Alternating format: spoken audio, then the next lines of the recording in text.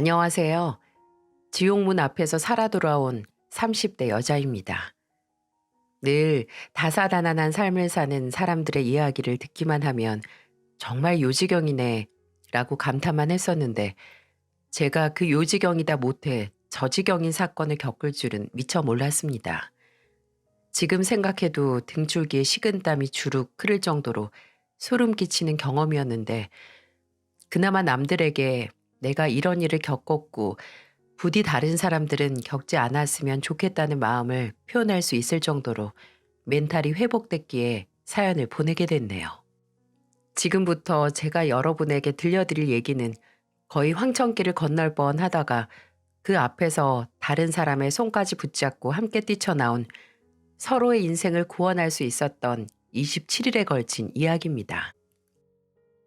저는 프리랜서 모델로 활동 중인데 주로 홈쇼핑이나 카탈로그에 실리는 사진 모델을 하고 있어요. 아버지와 어머니 두 분 다 훤칠하게 키가 크셔서 제 동생도 그렇고 저도 그렇고 어렸을 때부터 키가 아주 컸거든요. 나중에 모델 일을 시작하면서 아버지께서 운영하는 골프 연습장 홍보 입간판이나 전단지 모델도 했었죠.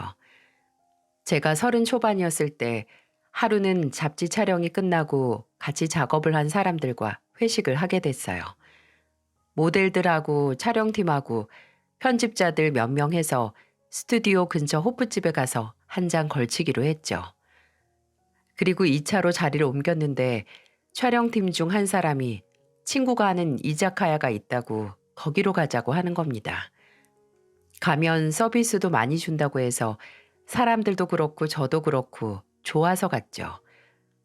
근데 도착한 이자카야에 초대된 건 저희 팀뿐만이 아니었어요. 이미 촬영팀 스텝의 친구라는 사장님의 지인들이 먼저 와서 자리를 잡고 마시고 있더라고요. 촬영팀 스텝을 기준으로 그 지인 무리와 저희 팀이 거의 합석을 하듯이 모여서 술을 마시게 됐죠. 다들 술이 들어가서 모르는 사이여도 어색해하지 않고 잘 떠들고 놀았습니다. 그리고 저는 그날 문제의 인물을 만나게 됐어요. 바로 제 남편이 될 사람이었죠. 남편은 지인 무리 중에 한 사람이었습니다. 제가 자리에 앉자마자 바로 제 앞에 물이나 먼저 나온 음식, 수저와 앞접시를 세팅해 준 사람이기도 했고요. 되게 친절한 사람이구나 하고 얼굴을 보는데 술이 들어가서 더 그랬나 봐요. 굉장히 제 이상형과 가까운 외모인 거예요. 저는 안경이 잘 어울리는 지적인 남자를 좋아하는데 남편도 그때 안경을 쓰고 그 안경이 무척 잘 어울렸거든요. 저희 때문에 너무 시끄럽죠. 이 자식들이 술을 좀 많이 먹었어요. 아니에요. 저희도 2차로 왔는데요, 뭘. 근데 키가 크시네요. 혹시 창수랑 같이 일하는 모델이세요? 네, 맞아요. 창수 씨하고는 동창이세요? 아, 그건 아니고요. 그냥 동네 친구예요. 저는 방서진이라고 합니다. 남편은 그 자리에서 본인이 살아온 인생부터 가족 얘기, 아버지 밑에서 일을 배우고 있다는 얘기까지 구구절절 제게 말하더라고요. 저는 그냥 이 사람이 많이 취했구나 하고 듣기만 했죠. 스타일도 그렇고 처음 느낀 인상도 나쁘지 않아 연락처를 물어보는 걸 거절하지 않았고요. 근데 다음 날 만난 촬영 스텝에게 남편이 어떤 사람인가 싶어서 물어보니까 모르는 사람이라고 하는 게 아니겠어요? 그냥 그날 온 지인의 친구라고 본인은 잘 모르는 사람이래요. 그때는 그걸 별로 심각하게 생각하지 않았어요. 그냥 술에 취하기도 했고 설명하기 귀찮아서 적당히 둘러댔을 수도 있지 하고요. 그 후에 남편에게 연락이 와서 약속을 잡고 한번 가볍게 만나서 식사를 했었어요. 분명 성격도 나쁘지 않고 외모도 정말 제 스타일인데 참 얼굴을 보면 볼수록 넘을 수 없는 산이 하나 보이더라고요. 그건 바로 날티였습니다. 행동 하나하나에서 보이는 양아치스러움을 참을 수가 없는 거예요. 저는 상대방이 식당이나 카페 같은 곳에서 거기 직원분들에게 무리하게 굴면 그렇게 정이 떨어지거든요. 남편은 무례하다까진 아니었지만 어딘지 조마조마할 정도로 가볍게 행동을 하더군요. 한 번은 식당에 갔었는데 거의 어머니 뻘 되는 이모님에게 틱틱 반말을 하는 겁니다.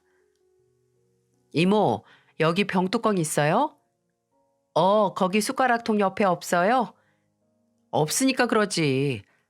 그럼 빨리 갖다 드릴게요. 앞치마도?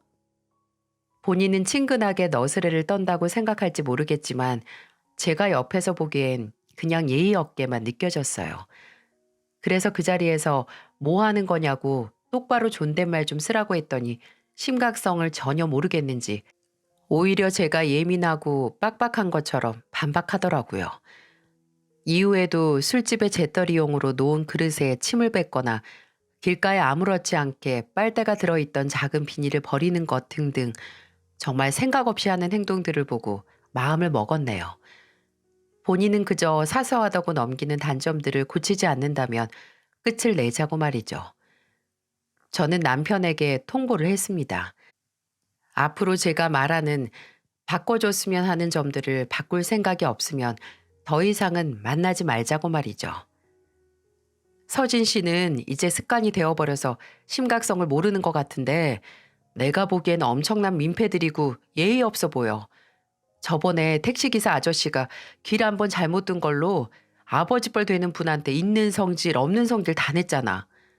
아니 지연아, 그건 일부러 길 돌아가는 게 보여서 그런 거고 기사님이 사과까지 했는데도 계속 뭐라 했잖아. 내가 옆에서 얼마나 죄송하고 창피했는지 알아? 앞으로 택시기사분들이나 식당, 카페 같은 데서 마주치는 직원들한테 무례하게 구는 거. 그리고 쓰레기 아무 데나 버리고 담배꽁초도 길가에 툭툭 버리고 침 뱉는 거. 그런 습관들 안 고치면 나 이제 앞으로 서진 씨 못 만나. 나는 나랑 예의범절이나 도덕적 잣대가 비슷한 사람이랑 만나고 싶어. 제가 너무 예민하고 과도한 걸 요구한다고 해도 어쩔 수 없었습니다. 그럴만 했거든요. 남편을 만나기 이전에 이거 딱 하나는 걸리지만 그래도 괜찮겠지라고 생각을 하면서 결혼을 생각했다가 아프게 헤어진 기억이 있기 때문이었어요. 그 남자는 정말 다 좋았는데 심각한 마마보이였거든요. 그래도 다른 게 다 좋으니 그 정도는 넘어가도 되지 않을까. 내가 조금은 양보해도 되지 않을까. 안 본 척 넘어갈 수 있지 않을까 하다가 낭패를 볼 뻔했습니다. 그 남자의 어머니는 저희가 결혼하고 살 집부터 결혼식 날 제가 입는 드레스와 청첩장 디자인, 심지어는 나중에 제가 아이를 얼마 낳는지까지 모두 컨트롤해야만 했고 남자는 그런 어머니 말만 무조건적으로 따르는 사람이었죠. 제가 이거 딱 하나만 단점이라고 저를 속이다가 정신 차리고 파혼을 했었네요. 그래서 더 진지한 만남이 필요하다면 나와 맞지 않는 단점이 보였을 때 이 정도면 괜찮겠지 회피하지 않고 맞지 않을 때 그냥 헤어지는 게 서로에게 좋다고 생각을 했어요. 저도 사람을 고쳐 쓰는 게 아니라는 걸 압니다. 솔직히 남편에게 저 얘기를 꺼냈을 때도 어느 정도 헤어질 각오를 하고 꺼낸 얘기였어요. 근데 남편은 그 자리에서 제게 약속을 하더라고요. 바로 완벽하게 바뀌겠다고 약속은 못해. 근데 나한테 딱 석 달, 아니 한 달만 주면 내가 널 위해서 변화하는 모습을 보여줄게. 너만을 위해서가 아니라 네 말이 맞으니까. 내가 아버지 일만 돕느라 사회생활을 너무 가볍게만 본 것 같아. 나한테 기회만 주면 시간이 얼마나 걸리든 꼭 변할게. 약속해. 그 후로 정말 남편은 제게 변하기 위해 노력하는 모습을 보여줬어요. 담배꽁초는 수거 용도의 담뱃갑을 사서 피우고 버릴 곳이 없으면 그 갑에 넣어 집으로 가져갔고 식당 직원들에게도 꼬박꼬박 존댓말을 사용하고 예의 바르게 행동을 했습니다. 그런 남편에게 믿음을 갖고 진지한 만남을 할 수 있었어요. 저희가 연애를 하는 1년간 남편은 단 한 번도 예전의 모습으로 돌아오지 않았고요. 이렇게 본인의 안 좋은 점을 인정하고 더 나은 사람이 되기 위해 노력하는 사람이라면 결혼도 해도 좋겠다는 생각을 했고 만난 지 1년이 지났을 때 저희는 결혼 준비를 시작했어요. 사람은 고쳐 쓰는 게 아니라던데 어떤 사람은 아내 부속품을 갈아낼 수 있구나 하고 감탄을 할 정도로 변한 모습에 감동도 하고 또 신뢰가 가기도 했거든요. 하지만 지금은 그게 완전히 제 착각이라는 걸 알게 됐어요. 남편은 고쳐진 게 아니었어요. 애초에 망가진 적이 없었거든요. 원래 그렇게 태어난 태초부터 불량품이었던 겁니다. 그리고 저는 그걸 몰랐죠.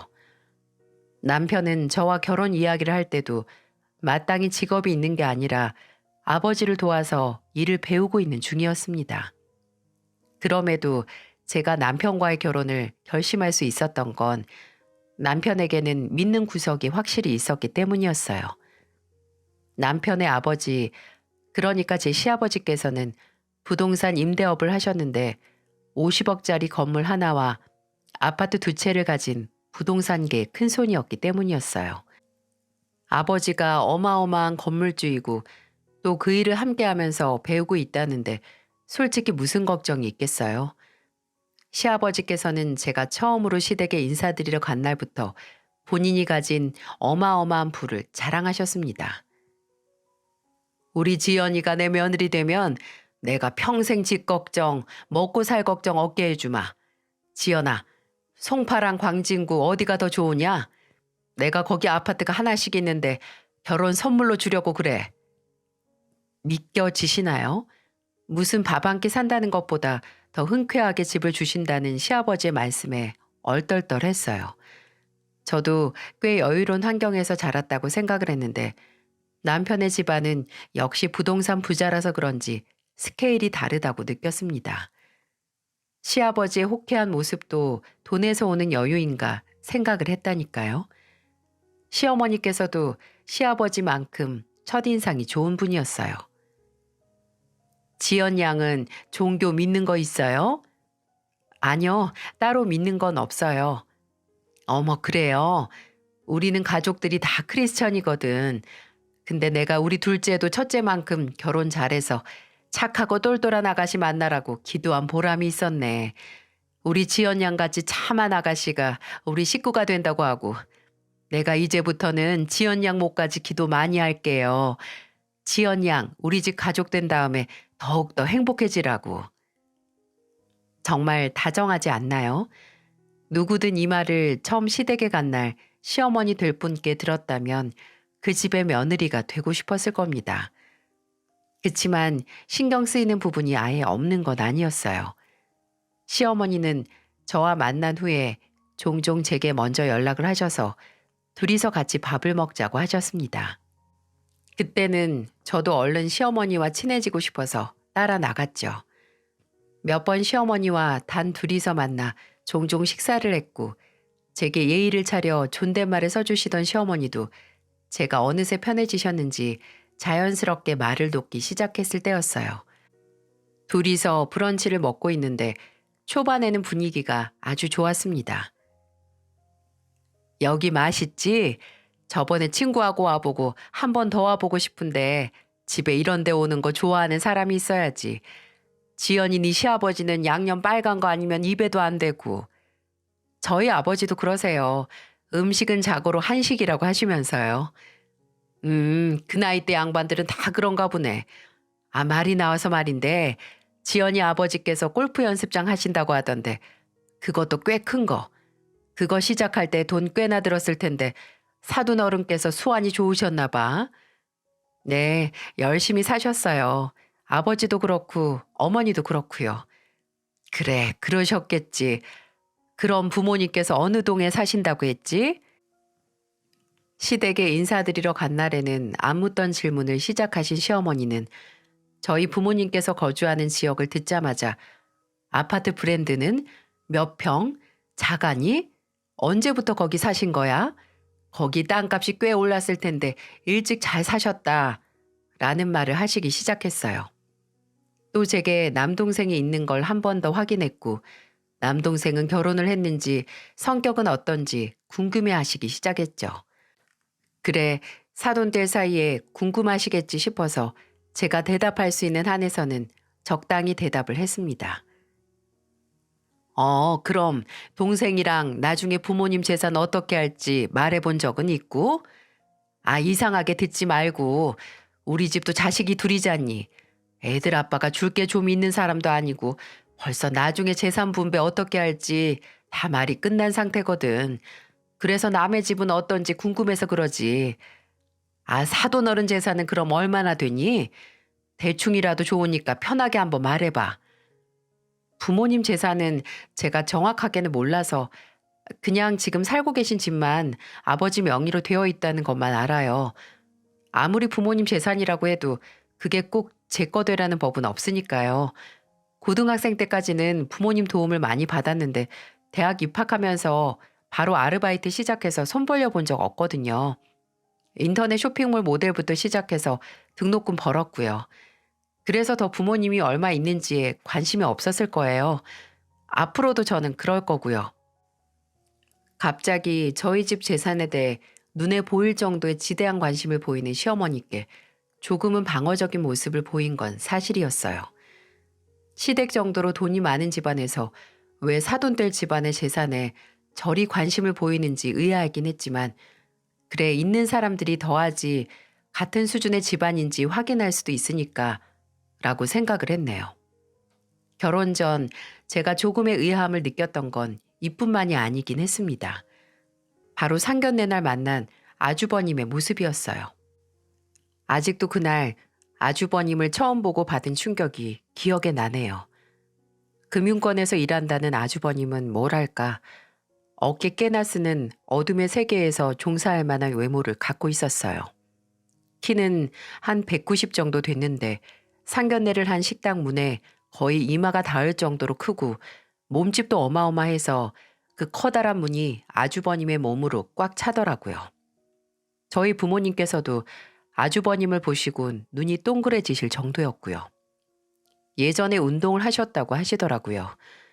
남편은 형이 지금은 살이 붓기는 했지만 저게 거의 근육이라고 하더군요.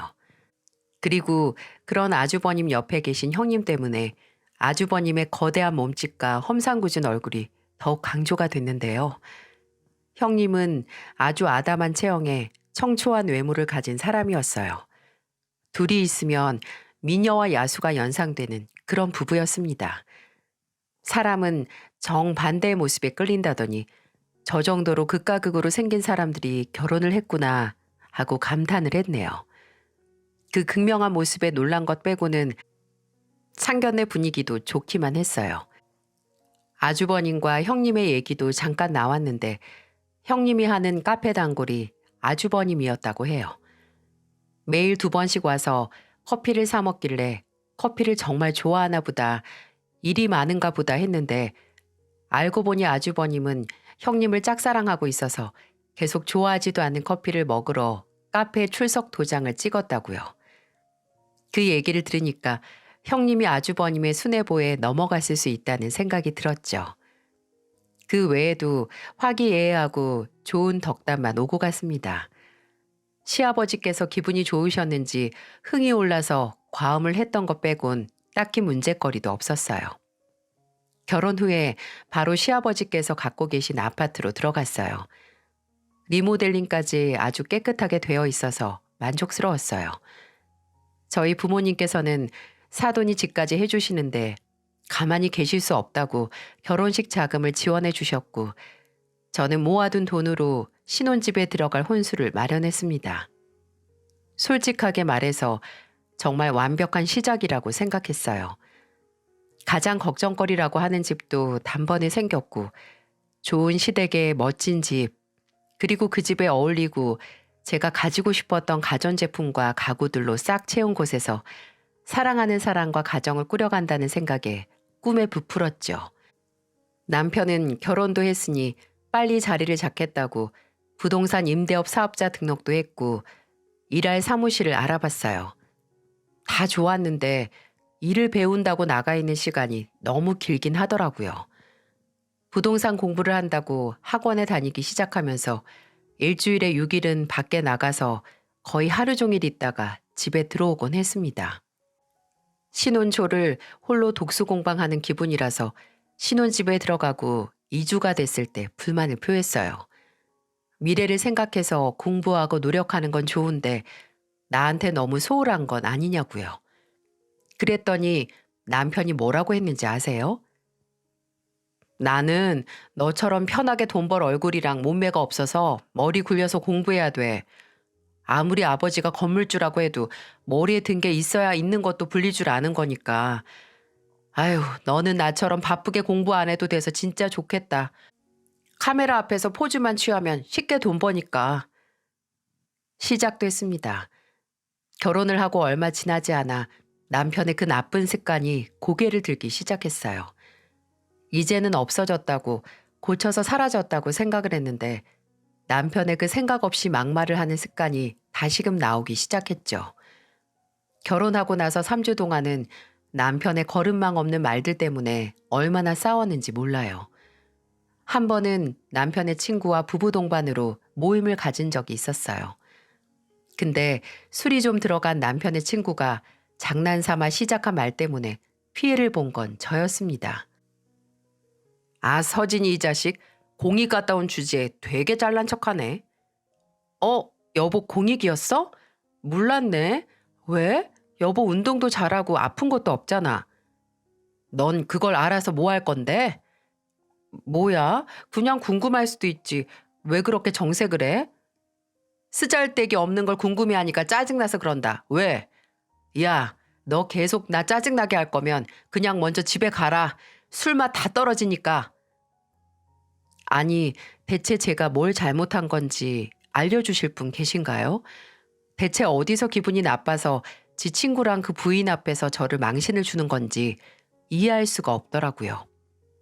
술이 들어가서 괜히 이상한 부분에서 화를 낸 건지 싶다가도 술을 먹으면 그래도 되는 건지 싶어서 우라가 치밀더라고요.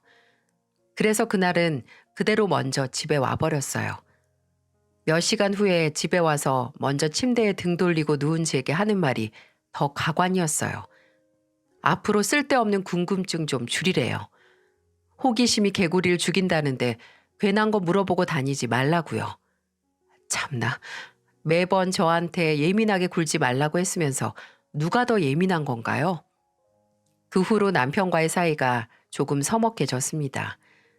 그리고 대망의 27일, 제가 결혼을 한 지 27일이 되는 날, 그가 남편의 이상한 행동에 대한 충격적인 해답을 얻을 수 있었어요. 전혀 예상 외의 인물에게 도움을 받아서 말이죠. 그날은 시아버지의 생신이었어요. 정확히 생신날은 아니었지만 가족들끼리 다 같이 모인다고 아예 그 주 주말에 시댁으로 모이기로 했어요.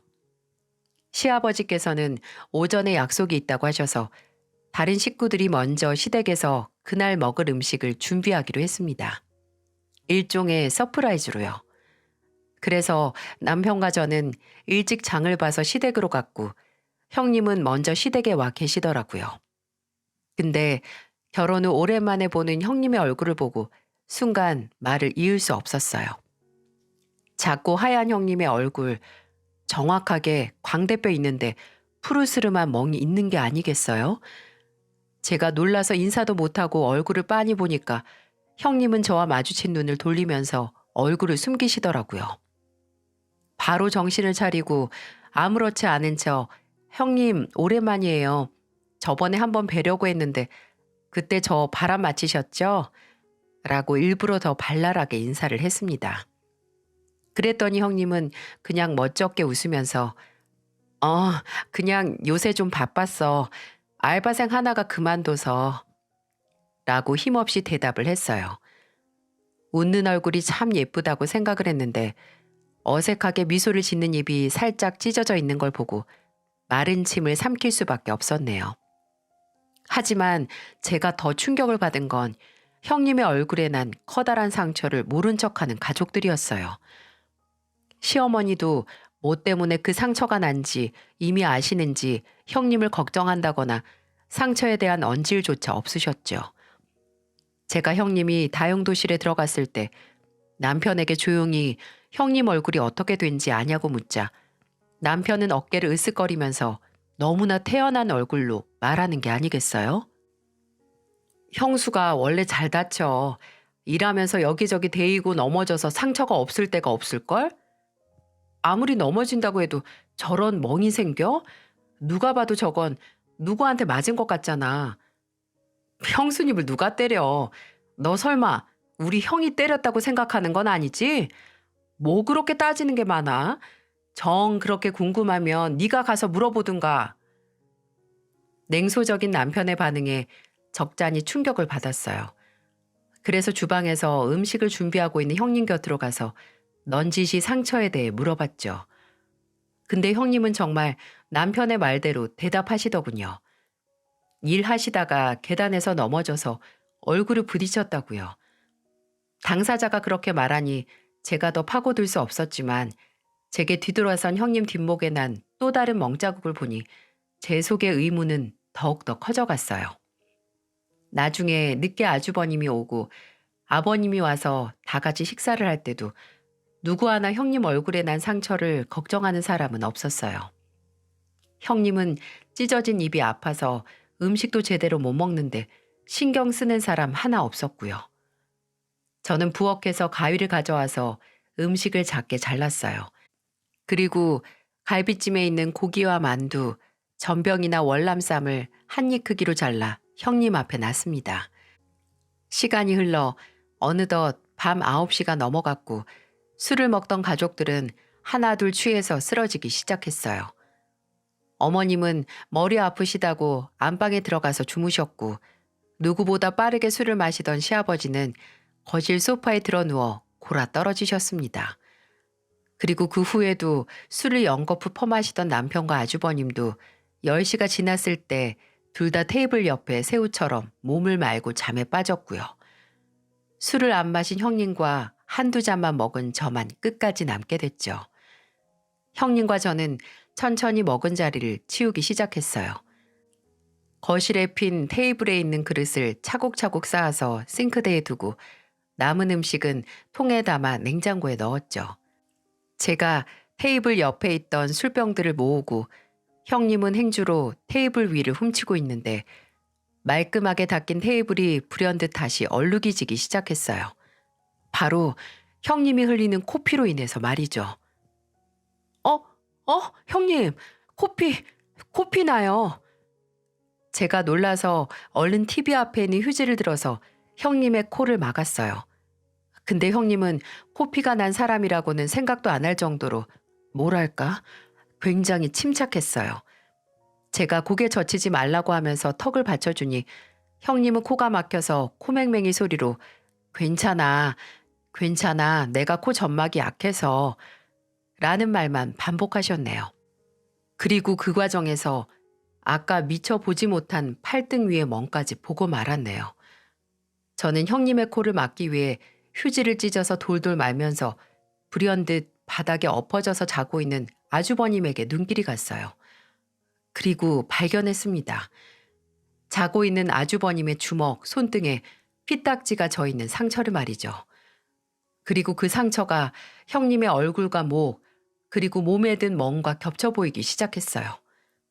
또 갑자기 터지는 코피와 가족들과 보낸 시간 내내 어딘지 주눅들어 보이는 형님의 모습을 생각하니 확실히 뭔가 문제가 있는 게 분명하다는 확신이 들기 시작했어요.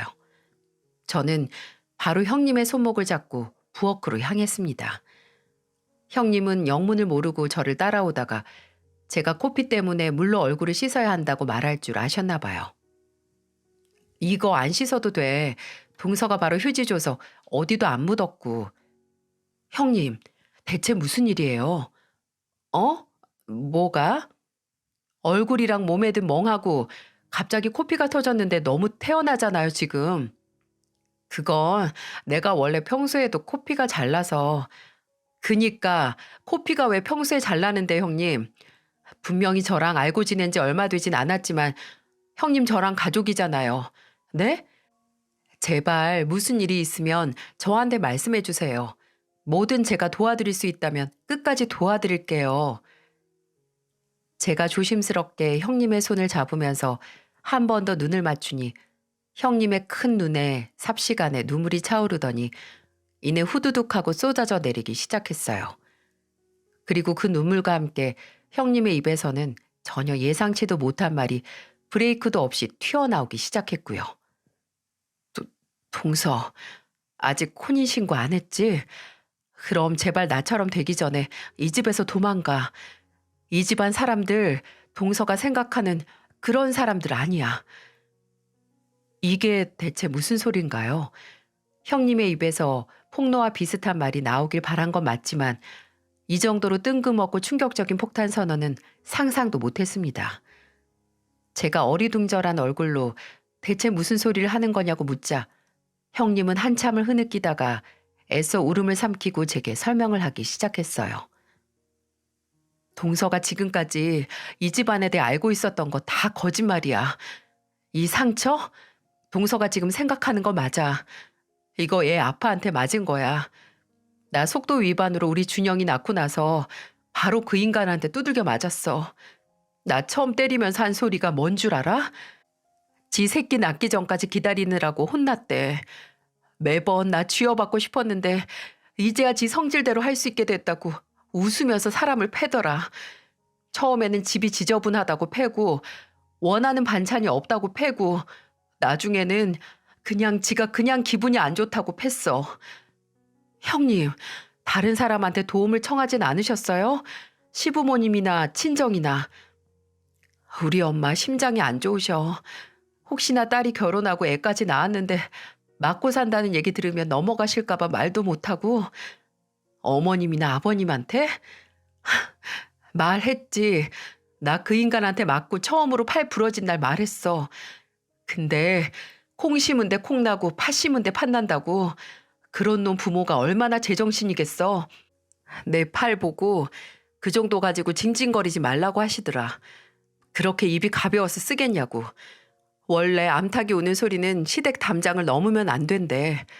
성경에서도 여자가 남자 말 안 들으면 매로 다스리라고 했다고. 나도 참으라고 하는 거야. 나도 내가 이렇게 살 줄을 몰랐어. 나만 바라보고 산다고 하고 금융권에서 일하면서 돈 잘 벌고 건물주 아버지 있다는 배경에 그 거짓말들에 눈이 멀어서 내 발등 찍은 거야. 거짓말이요? 뭐가 거짓말이었는데요? 동서, 아버님 가지고 있는 건물 하나 없어. 지금 여기도 월세야. 뭐라고요? 아니, 어떻게 저희 살라고 아파트도 주셨는데요? 그거 등기부 등본 한 번이라도 떼서 확인했어? 소유주 이름은 확인했고? 아니요. 그렇게까지는. 이해해. 나도 그랬으니까. 확인할 필요성을 못 느꼈겠지. 동서, 아버님 사기 전과만 5범이야. 5범. 애 아빠 성인 됐을 때까지 옥살이도 했었대. 그거면 다게? 서방님, 동서 남편도 아버지 닮아서 사기 전과로 교도소 들어갔다 온 거 알아? 뭐라 신음소리 하나 못 냈어요. 갑자기 쏟아지는 폭포수 같은 말들에 정신을 차릴 수가 없었어요. 제가 바로 믿지도 못하고 어떻게 그걸 믿을 수 있냐고 하니까 형님이 낮은 목소리로 말하더군요. 서방님, 군대 공익으로 갔다 온 건 알지? 네? 네, 알아요. 얼마 전에 알았어요. 징역 1년 이상 살면 아무리 신체 능력에 아무런 문제 없고 정신에 문제가 없어도 공익가. 심장이 쿵 하고 떨어지는 소리가 들리는 것 같았네요. 그 순간 공익으로 간 이유를 물었을 때 정색을 하고 묻지 말라고 개거품을 물던 남편의 얼굴이 머릿속을 스쳐 지나갔어요. 제가 아무 말도 못하고 있으니 형님은 그런 절 보고 고개를 한번 끄덕거리고 말을 이어갔죠. 이 집안 사람들 아예 한통속이야.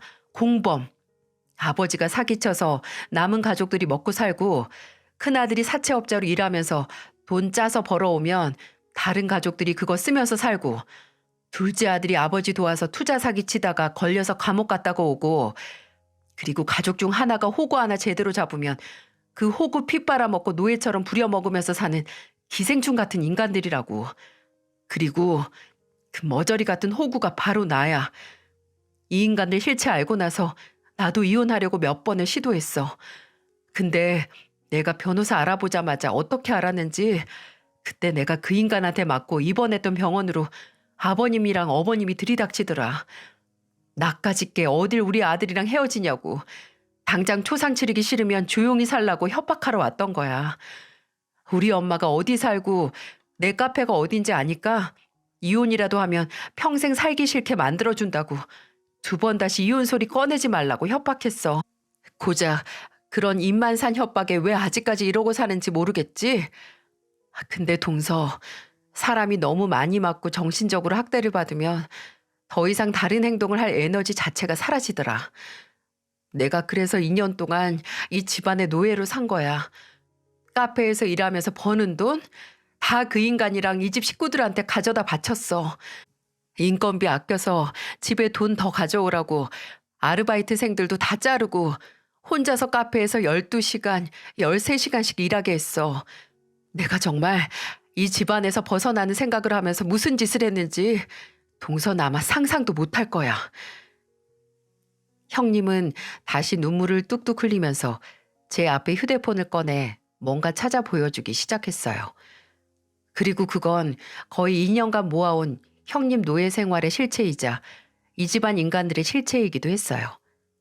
형님이 지금까지 아주버님에게 맞고 찍어서 기록한 상처들 사진들부터 시어머니와 시아버지, 심지어 제 남편까지 형님에게 보기만 해도 눈이 썩어갈 것 같은 폭언을 써가면서 돈을 보내라 종용하고 또 협박을 하는 문자 메시지들까지, 심지어 형님이 아주버님과 시어머니에게 맞는 모습까지 동영상으로 그대로 남아 있었어요. 입을 다물 수가 없었습니다. 그 증거들에 지금까지 형님이 제기한 허무맹랑한 이야기를 다 믿을 수밖에 없었고요. 눈앞에 보이는 너무나 적나라하고 날 것 그대로의 영상을 보고 머리와 속이 울렁거리고 머리가 지끈거렸어요. 서방님이 직접 날 때린 적은 없지만 그 인간도 똑같아, 지 형이랑. 내가 눈앞에서 지 형한테 맥주가 미지근하다고 맥주 캔으로 맞을 때 그거 보면서 아무렇지도 않게 안주나 주워 먹는 그런 인간이야. 그러니까 동서, 아직 이혼같이 힘든 절차 필요 없을 때 빨리 도망가. 동서 집 잘 산다고 어머님이 얼마나 좋아하셨는지 모르지? 잘 구슬려서 골프 운영장 하는 사돈한테 돈 뜯어낼 거라고 이 갈고 있었다니까? 내가 정말 동서만 보면 내 동생이 생각나서 그래. 동서 이대로 가다간 나처럼 이 인간들한테 등골 다 뺏길 거라고. 그럼 형님은요? 형님도 이거 다 모은 이유가 있으실 거 아니에요? 이혼할 생각으로 2년 동안 다 모으신 거 아니에요? 그렇긴 한데 혹시라도 우리 준영이 다시는 못 볼까 봐 그게 무서워서 이렇게 증거만 모으고 있네. 아버님하고 어머님이 나 이혼하면 우리 준영이 영영 못 보게 한다고 어디에 꽁꽁 숨겨서라도 나 못 만나게 하고 양육권도 지고 끝까지 찾아가서 못 갖게 한다고 한 말을 그냥 흘려 들을 수가 없더라고. 그리고 만일 나까지 없으면 우리 준영이 이런 인간들 손에 못 키우잖아. 손까지 부들부들 떨어가면서 처연한 얼굴로 말하는 형님을 보고 가만히 있을 수 없더라고요. 저는 다시 형님의 손을 잡고 말했어요. 저만 도망치는 게 아니라 형님도 같이 갈 거예요. 그리고 저는 그대로 형님과 함께 거실로 나갔어요. 그제야 짐승처럼 보이기 시작한 인간들이 아직까지 거실에 대자로 뻗어서 곤히 자고 있는 게 보였죠. 미처 다 치우지 못한 맥주병을 들고 그대로 자고 있는 남편의 얼굴에 뿌렸습니다.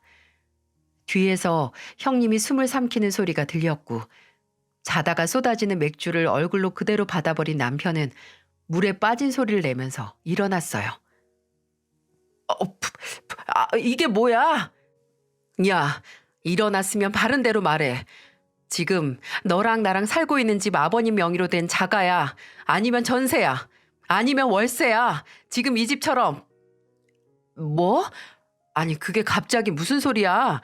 자던 사람 얼굴에 술까지 뿌려가면서. 이 병으로 맞고 싶은 거 아니면 바른 대로 말하라고. 너 지금 미쳤어? 어디서 큰 소리야?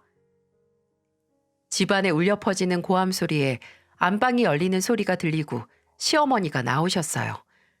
소파에서 자고 있던 시아버지도 놀라 깼고 아주버님도 부스스한 얼굴로 일어나 상황 파악을 하기 위해 이리저리 고개를 돌리더군요. 저는 하나둘 나타나는 가족 사기단을 향해 말했습니다. 당신 아버지도 정가 오범에 당신도 그지 따라하다 옥살이하고 그렇게 있다가 이빨 털던 건물이나 아파트는 전부 다 거짓말에 우리 사는 신혼집도 당신 아버지 명의 아니지? 지금까지 했던 말들 전부 다 거짓말이잖아. 야, 지연아, 너 지금 뭔 소리냐? 나한테 왜 건물이 없어? 지금 내 아파트에서 편하게 살고 있는 주제에. 그럼 내일 당장 주민센터 가서 알아볼까요? 부동산 가요? 가서 명의자 이름 확인했는데 아버님 이름 석자 없으면 어떻게 하실 건데요? 참나, 그래. 그 아파트가 내 명의는 아닌데 예전에 나한테 큰돈 빌려간 사람 거라 내가 담보 삼아 가지고 있는 거야. 내 아파트나 마찬가지라고. 그럼 건물은요? 그것도 어디 돈 빌려준 다음에 담보로 갖고 있는 거예요? 50억짜리 건물을 담보로 갖고 있으려면 대체 얼마를 빌려준 건지 궁금하네요. 당신 말 다 했어? 나중에 어쩌려고 이래? 어디서 뭘 듣고 이러는 건데? 어이 재수 씨. 혹시 저 여자한테 뭐 듣고 이러는 거야? 저 여자가 뭐라고 했는데? 야, 네가 뭐라고 입을 놀렸길래 얘가 이 지랄이야? 술이 깬 아주버님은 갑자기 일어나서 위협적으로 형님에게 다가가기 시작했고 그때 전 무슨 용기가 났는지 형님 앞을 막아서면서 아주버님에게 턱을 치켜들고 말했어요. 어딜 다가와? 깡패 새끼가 눈이 돌아서 밖에서 하던 짓 그대로 집에서도 하네? 그리고 뭐? 지랄? 너야말로 지랄하지 마. 네가 뭔데 사람을 때려? 돈 없는 사람들한테 피 같은 이자 주먹 써가면서 받아 연명하는 주제에 네가 뭔데 사람을 샌드백 취급하면서 패냐고. 네 애미애비는 너 그렇게 가르쳤냐? 너보다 약한 사람 등쳐먹고 패면서 편하게 살라고 했어? 어머님 아버님 말씀해보세요. 자식을 그렇게 가르쳤냐고요? 이 미친? 그래 때려봐. 바로 경찰 부를 테니까 네 애비나 동생처럼 옥살이 한번 해보고 싶으면 때려봐. 형님 지금 당장 경찰에 전화하세요. 빨리요. 야, 너 전화기 안 넣어? 어딜 손을 뻗어? 야, 더 해봐라 더. 어머님 참 좋으시겠어요. 남편이랑 둘째 아들 옥바라지 했는데 이제 첫째 아들까지 깜빵 들어가면 벌써 세 번째 옥바라지 하는 거죠? 어디 가서 자랑이라도 하세요. 당신들 나 속인 거랑 형님한테 했던 짓들 다 죄값 치르게 만들 거야. 그리고 너는 나랑 이혼할 것도 없이 그냥 파혼이다 파혼. 내가 몇 년 동안 넌 청약이 아까워서 혼인신고 늦게 하자고 한 게 다행이지. 안 그랬으면 너 같은 놈 집안이랑 더 더럽게 엮였을 거 아니야. 너 더 후회하기 싫으면 입 안 다물어? 뭘 안다고 조잘거려? 너희 집안이 둘도 없는 사기꾼 집안이었던 거 안다. 어떻게 가족이 한 통 속으로 여러 사람 속이고 등쳐먹으면서 살았냐? 부끄럽지도 않니? 남편이 더 이상 참지 못하고 제게 달려들려고 했을 때 초인종 소리가 들렸습니다. 형님이 부른 경찰이 온 거예요. 한동안 문을 열어준 애 만에 시댁 식구들과 실랑이를 했고 문을 안 열면 공무집행 방해라고 문 밖에서 문을 열라고 하는 경찰의 목소리 때문에 시댁 식구들은 두 손을 뗄 수밖에 없었습니다. 출동한 경찰에게 바로 형님의 얼굴과 휴대폰 안의 증거물들을 보이면서 가정폭력으로 신고를 하고 싶다고 했어요. 도착 지점 바로 앞까지 왔음에도 차마 용기를 못 내던 형님도 경찰 앞에서 고소할 의지를 밝혔고요. 당장 폭행을 한 증거가 명확하게 남은 아주버님과 시어머니는 경찰서로 끌려갔고 가면서도 고래고래 소리를 지르면서 저와 형님에게 저주를 퍼부었어요. 남편은 제게 손가락질하면서 욕을 했고 후회하게 만들겠다고 했죠. 참나, 진짜 후회할 게 누군데. 형님은 경찰서에서 진술을 다 마치고 저도 참고 증인으로 진술을 했어요. 그리고 형님과 함께 제 친정으로 갔습니다. 당장 저도 신혼집으로 가기 싫었고 형님도 마땅히 갈 곳이 없었으니까요.